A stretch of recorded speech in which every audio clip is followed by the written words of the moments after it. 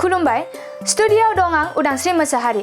आसाम सरकारनि मुख्यमन्त्री फकिपर निर्माण आसनिजों लामा फुवारनायनि अन्थाइ खाम्फा बेखेवदों क'क्राझार सहरनि चन्द्रपारानिफ्राय दतमा बाथाबारि सारियालि थांनाय 7.2 किल'मिटार लामाखौ फोसाबनो रिपेयार खालामनो आरो क'क्राझार सहरनि साखाथियाव थानाय थिथागुरिनिफ्राय हालुवादलसिम थांनाय 3 किल'मिटार लामाखौ अन्थाइ खाम्फा गायसनदों 30 नं सानजा क'क्राझारनि एमएलए लरेन्स इस्लारिया बे हाबाफारियावनो बाहागो लायो 2 नं बनरगाव बिटिसि बियाबनि टिसिएलसिसि नि चेयारमेन रबिराम ब्रह्मजों लोगोसे इउपिपिएल दोलोनि गुबुन गुबुन बिबानगिरिफोराबो बाहागो लादों बे लामाया जोबोद फिसा गुसेब जायनि जाहोनाव बे लामाजों थांलाय फैलाय खालामनायाव गोबां जेंनायाव गोग्लैनो गोनां जायो माब्लाबा जाब्रबथायबो जानो गोनां जायो होननानै 30 नं सानजा क'क्राझारनि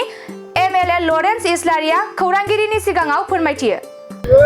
देग्लाय गिबि मन्थ्रिनि जे स्किम मुख्यमन्त्री फकिपद बहलीकरण आसनि होननाय बे स्किमनि गेजेरजों जोङो 10 किल'मिटार लामा फुवारनाय जों लामा मोनदोंमोन आरआइडिएफ फान्डआव दा बिनिनो आङो चन्द्रपारानिफ्राय बाथाबारि सारियालि 7.2 किल'मिटार बे आंनि समस्तियाव गोग्लैयो दिनै बे लामाया खुब गोनांथार क'क्राझार गसाइगाव थांलाय फैलाय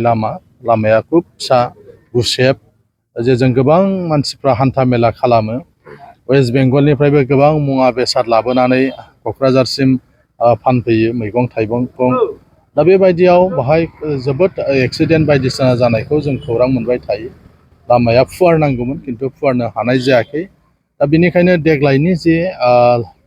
गिबि मन्थ्रिनि लामा फुवारनाय जे स्किम बे स्किमजों आङो बे लामाखौ फुवारनो थाखाय थांखि लादों आरो दा बेनिखायनो दिनै बेवहाय मावनो थाखाय दिनै अन्थाइ खाम्फा गायसननाय जाबाय आरो बेजों लोगोसे एसे आगोलसो थिथागुरिनिफ्राय हालुवादल थांनाय जे लामा बे लामाखौबो फुवारनाय जागोन बेबो 3 किल'मिटार क'क्राझार माने जेडि रडनिफ्राय जागायनानै थिथागुरि टु हालुवादल बे लामा मोननाया खुब गोनांथार सालाकाटि एनटिपिसिनिफ्राय क'क्राझाराव थांलाय फैलाय जायो स्कुलाव फैयो कलेजाव फैयो आरो गोबां बाहाय माने रायजो राजाफ्रा क'क्राझार टाउनाव बेजोंनो लामा हान्थियो गतिके जि लामाखौ हमनाय जादों थिथागुरि सालाकाटि थांनाय लामा आंनि समस्तियाव खावसे गोग्लैयो खावसेया जिहेतु सिडनीआव गोग्लैयो बेनिखायनो क'क्राझारनि जेडि रड बेनिफ्राय सालाकाटि थांनाय जे लामा बे लामाखौ हमनाय जादों आरो चन्द्रपारा टु दतमा थांनाय लामा जिहेतु बाथाबारिसिमल' आंनि समस्तिया 7.2 किल'मिटारखौ बेयाव हमनाय जादों आं मिजिंथिदों बे लामा मोननै जायोबा रायजो राजाफ्रा लाब जागोन हान्था मेला खालामनो थाखाय लामाया गुवार जायोबा बाहाय एक्सिडेन्ट जानायनि चान्सआ खम जायो दा बेनिखायनो आङो गिबि मन्थ्रिखौ साबायखर बावदों जोंनि समस्तियाव बेबायदि लामा हरनायनि थाखाय बेसेबांसो लाखनि एमाउन्टजों बेखौ लुफुंनो थाखाय थांखि लादों ओरैनो बेवहाय मोननै जे लामा आजिखालि बयबो मिथिगौ माने जेला टेन्डार जायो टेन्डार जानाय समाव माने एसपार मोना माने बिल' गावनांगौ जायो बेबायदि जायो गतिके जेसेबां एमाउन्ट होनाय जायो बे एमाउन्ट बायदियै एखमबा जों खामानिफोरखौ मोनफुंजोबा कन्ट्राक्टरा गतिके बे जोंनि जे मोननै लामा बे मोननै लामाया 10 कौटिमोन दा बे 10 कौटिनि गेजेराव बे L1 गावनाय बेबायदिजों माइनास जायो बेबायदि हिसाबै बे खामानिनि जे फान्ड बे फान्डआ सेरफांगुरि बाजार शोरुमा माग बिहु दामाका अफार लाबोदों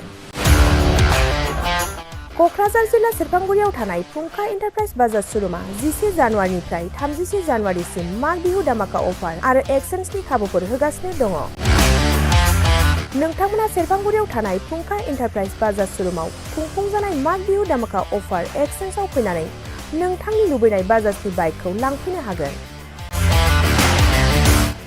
बाजाजनि बाइक सालायनो मोजां मोनग्रा रायजो राजाफोरनो फुंखा एन्टारप्राइज बाजार शोरुमा लोगोसे मोजां अफारफोरबो लाबोदों बेफोरनो जाबाय 90% लन गंनै हेलमेट फ्रि केस होनानै बाइक बायगिरिफोरनो 1000 रां केसबेक हरफिननाय जागोन आरो माग बिहु दामाका अफार एक्सचेन्जजों लोगोसे बाइक बायगिरिफोरनो गांसे ब्लेंकेट फ्रि हरफानाय जागोन फुंखा एन्टारप्राइज बाजार शोरुमा आरो मोजां खाबुबो होबावदों 500 रां होग्रोनानै गोसोबायदि बाइकखौ आवग्रिना दोननो हागोन आरो गासै गारिजों लोगोसे मोनफा मोनफायै इस्युट गिफ्ट हरफानाय जागोन आबुङै मिथिबावनो थाखाय 8135872656 आरो 9101547892 जानबुं नम्बराव खौरां लाहरनो हागोन